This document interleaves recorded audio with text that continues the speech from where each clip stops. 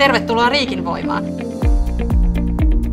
Riikinvoimassa on ollut erittäin mielenkiintoista ja haasteellistakin olla töissä.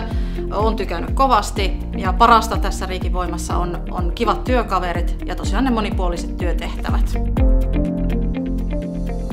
Olen Kimi ja olen työskennellyt Riikinvoimalla yli 7 vuotta. Työnkuva on voimalaitoskäyttäjä, niin kuuluu valvoma-operaattorin työt ja kenttäkierrokset tuolla kattila-alueella ja sitten on jätteenkäsittelyoperaattorityöt. Ja meillä tehdään 12 tunnin työvuoroja, 2 aamuvuoroa, 2 yövuoroa. Minun nimeni on Mikko. Olen työskennellyt Riikinvoimalla vajaan vuoden ajan sähkö- ja automaatioasentajana. Riikinvoimassa parasta on ehdottomasti hyvät työkaverit, joissa korostuu korkea ammattitaito. Työn haastavuudesta huolimatta ei ole vielä kertaakaan harmittanut aamulla lähteä töihin.